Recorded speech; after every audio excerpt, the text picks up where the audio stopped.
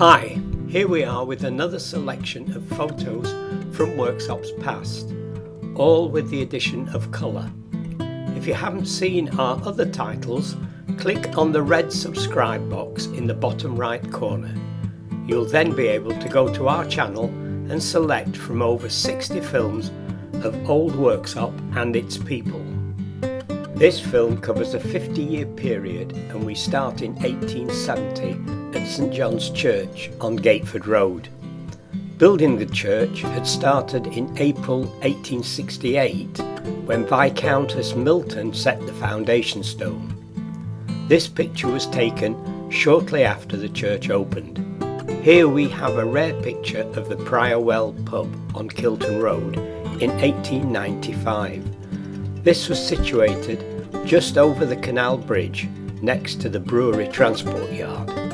It's now 1900 and a few yards along Kilton Road at the junction with Eastgate, Worksop photographer Ezra Taylor has got residents and local children to pose. The Kilton Inn can be seen on the left. At the other end of Eastgate we are in Victoria Square. The Prince of Wales building on the right was also known as Kipper or Herring Row due to its wet fish merchants. This is Carlton Road and little has changed.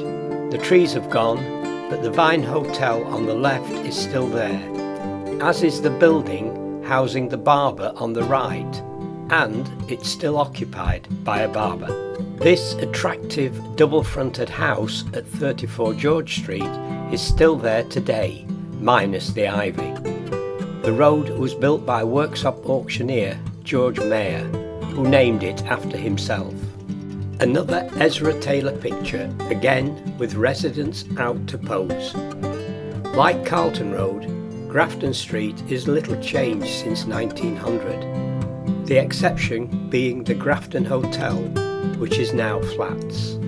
Into town at the top of Bridge Street, the old ship is decorated for the visit of King Edward VII and Queen Alexandra on the 11th of December 1905. The landlord, Mr. R. Marr, has done a superb job making the most of this new invention called electricity.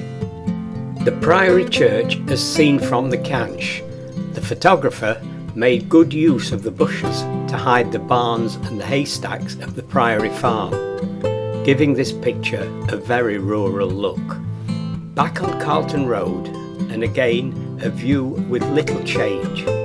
At the Station Hotel, the greenery and the wall and railings below it have disappeared, and so sadly have the two attendants stood waiting to greet patrons. Back to the canch, and a very wide view showing the canch walkway, the old mill, the Priory farm, and the Priory itself. Only a few hundred yards from the canch and you're on Cheapside. This picture from 1910, taken from its junction with Lowtown Street, shows the density of the housing in this part of town. These two streets, along with Abbey Street, were amongst the most crowded part of Worksop during this period. If the photographer of the last picture had turned around and taken a 5-minute walk to the top of Potter Street and turned left, he would have been on Park Street, and in 1920 a few more steps and onto Sparken Hill. This is the view he would have seen. Thanks for watching.